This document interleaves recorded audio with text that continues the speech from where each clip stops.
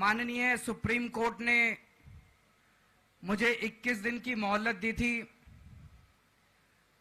मैं तहे दिल से सुप्रीम कोर्ट का शुक्रिया अदा करना चाहता हूं, बहुत बहुत।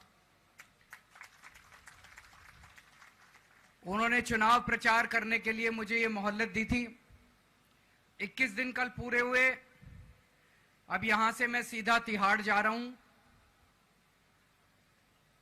ये 21 दिन मेरे लिए बहुत विस्मरणीय है। मैंने एक भी मिनट खराब नहीं किया। रात दिन 24 घंटे देश को बचाने के लिए प्रचार किया है। केवल आम आदमी पार्टी के लिए प्रचार नहीं किया, सारी पार्टियों के लिए प्रचार किया। बंबई भी गया, भिवंडी भी गया, हरियाणा भी गया, उत्तर प्रदेश भी गया, पंजाब भी गया, जमशेदपुर भी गया। जहां मौका मिला, जहां जिसने बुलाया, उसी के लिए प्रचार करने के लिए गया, देश बचाने के लिए। मेरे सामने देश था। आम आदमी पार्टी इंपॉर्टेंट नहीं है, आम आदमी पार्टी सेकेंडरी है, पहली हमारे लिए देश है। तो मैं दिल्ली के लोगों को कहना चाहता हूं, आज आपका बेटा दोबारा जेल जा रहा है, इसलिए नहीं कि मैंने कोई भ्रष्टाचार किया है, इसलिए कि मैंने तानाशाही के खिलाफ आवाज उठाने की जरूरत की है। इस प्रचार के दौरान एक सबसे बढ़िया बात यह हुई कि सारे देश के सामने प्रधानमंत्री श्री नरेंद्र मोदी जी ने यह कबूल किया कि उनके पास मेरे खिलाफ रत्ती भर भी सबूत नहीं है।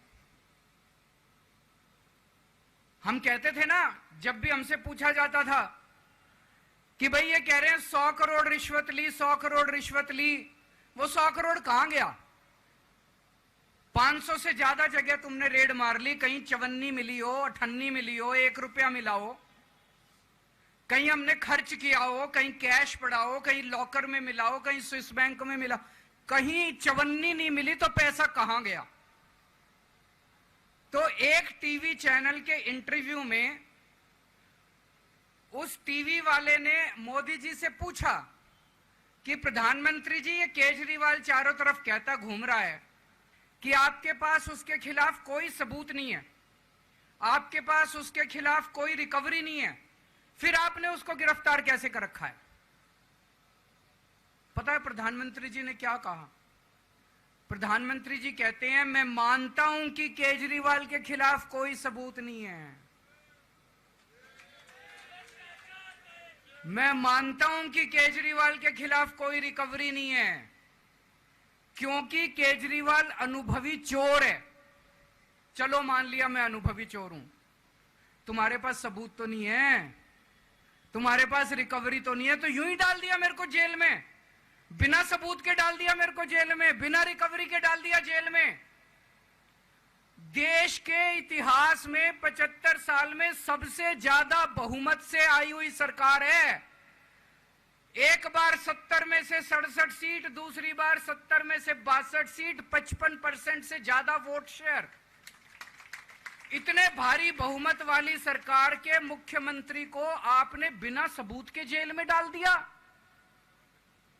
यही तो तानाशाही है कि जिसका मन करेगा मैं उसी को जेल में डाल दूंगा, जिसका मन करेगा उसी को जेल में डाल दूंगा। और पूरे देश को मैसेज दे दिया कि अगर मैंने केजरीवाल को फर्जी केस में जेल में डाल दिया तो तुम्हारी तो औकात ही क्या है, किसी को भी पकड़ के जेल में डाल दूंगा। इसी तानाशाही के खिलाफ लड़ रहा हूं मैं, और इस किस्म की तानाशाही अपने देश को बर्दाश्त नहीं है।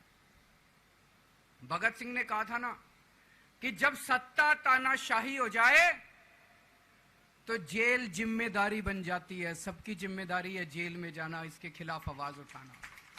भगत सिंह के चेले हैं। भगत सिंह देश को बचाने के लिए, देश को आजाद कराने के लिए जेल गए थे। भगत सिंह देश को आजाद कराने के लिए फांसी पे चढ़े थे। हम देश को बचाने के लिए जेल जा रहे हैं। इस बार जब जा रहा हूं, मुझे नहीं पता अब मैं कब वापस आऊंगा, मुझे नहीं पता ये क्या करेंगे मेरे साथ जेल में, लेकिन मुझे कोई परवाह नहीं है, जो मर्जी करें। अगर भगत सिंह फांसी पे चढ़ गए, मैं भी फांसी पे चढ़ने के लिए तैयार हूं। मेरे शरीर का एक एक कतरा इस देश के लिए है, मेरे शरीर के खून की एक एक बूंद इस देश के लिए है, मेरे जीवन का एक एक पल देश के लिए।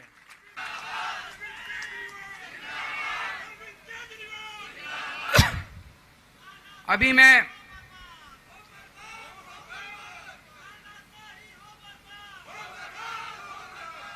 अभी राजघाट गया था सभी साथियों के साथ।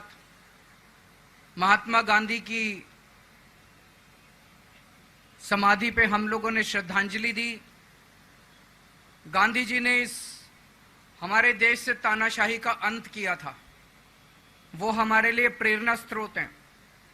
उसके बाद हम कनॉट प्लेस गए, हनुमान मंदिर, वहां पे हमने हनुमान जी के मंदिर में जाके हनुमान जी का आशीर्वाद लिया। 4 तारीख को भी मंगलवार है, भली करेंगे बजरंग बली, करेंगे कि नहीं करेंगे? बोल बजरंग बली की।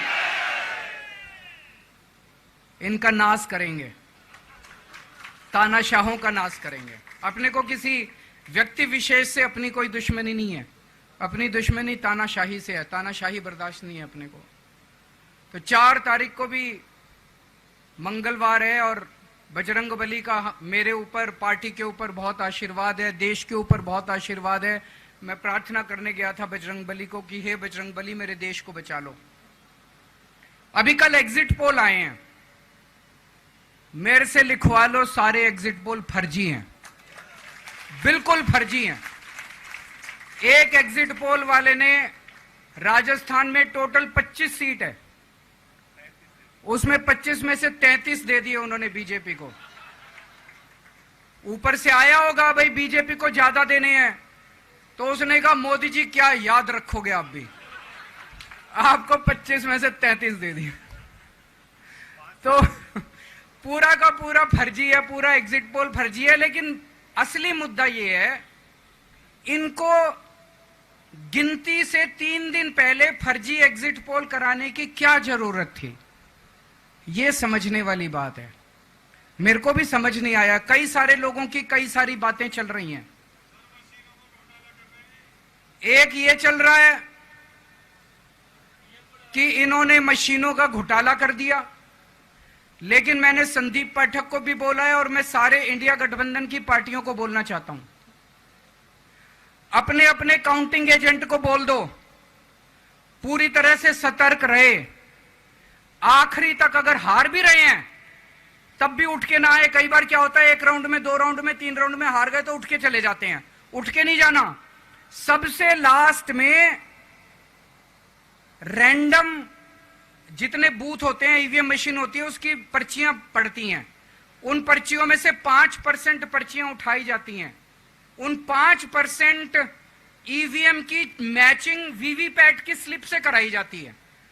वीवीपैट पे जो स्लिप है उसकी काउंटिंग होती है, जैसे बैलेट पेपर की काउंटिंग होती थी, और उसकी काउंटिंग और ईवीएम की चेकिंग होती है दोनों की। एक भी मशीन अगर मैच ना करे तो वहां चुनाव रद्द कर दिया जाता है। तो अगर आपने ये चेकिंग कर ली वहां पे, तो इसका मतलब फिर ईवीएम का घोटाला हम बचा सकते हैं। फिर ईवीएम के घोटाला अगर कर रखा इन्होंने तो हम उसको एक्सपोज कर सकते हैं। तो सब लोगों ने लास्ट तक रुक के, आपका कैंडिडेट हार भी रहा है तब भी आखिरी तक रुक के आपको ये ईवीएम की चेकिंग करा के आनी है, ईवीएम और वीवीपैट की मैचिंग करा के आनी है। एक थ्योरी ये चल रही है कि इन्होंने इतना ज्यादा सीटें इसलिए दिखाई क्योंकि इनके लोगों ने शेयर मार्केट में इन्वेस्ट कर रखा है, और कल जब शेयर मार्केट खुले तो बम्पर होगा, तो ये अपने शेयर बेच बाच के खुद तो निकल लेंगे। बाकी एक थ्योरी ये चल रही है कि अफसरशाही पे दबाव डालने के लिए अगले 3 दिन में अफसरों से उल्टे सीधे काम कराने के लिए एक माहौल बना दिया गया। भाई आ तो हम ही रहे हैं, तो हमारी बात मानो, उल्टे सीधे काम करो, काउंटिंग में गड़बड़ कराएंगे, सब कुछ करेंगे। लेकिन फिर से मैं कह रहा हूं, अपने को, अपने काउंटिंग एजेंट, एआरओ, सब आरओ, सब लोगों को अपने को ट्रेन करके भेजना है और अपने को चौकन्ना रहना है। बाद में हम कहते रहे इन्होंने ये कर दिया, उसका कोई फायदा नहीं होगा। अभी अपने को चौकन्ना रहना है। एक थ्योरी ये चल रही है कि अगर इन्होंने कल ही कम सीट दिखा दी होती एग्जिट पोल वालों ने, तो हो सकता है कि इन दोनों के खिलाफ आरएसएस में और बीजेपी में कल ही बगावत शुरू हो जाती, 4 तारीख तक इंतजार ही नहीं होता, हो सकता है। तो कई सारी थ्योरी चल रही हैं, लेकिन अपने को सतर्क रहना है, चौकन्ना रहना है। मेरा अपना मानना है कि 4 तारीख को इनकी सरकार नहीं बन रही है। ये एग्जिट पोल से घबराने की जरूरत ही नहीं है, माइंड गेम है इनका, माइंड गेम खेल रहे हैं। आपको डिस्करेज करने के लिए, डिप्रेशन में डालने के लिए बिल्कुल नहीं जाना। आप उससे जाओ कि आप जीत रहे हो, आप अपने उस कॉन्फिडेंस से जाओ कि आप जीत रहे हो, और आखिरी तक आपको बैठे रहना है, किसी भी हालत में बैठे रहना है आपको। हमें हर एक को लड़ना पड़ेगा।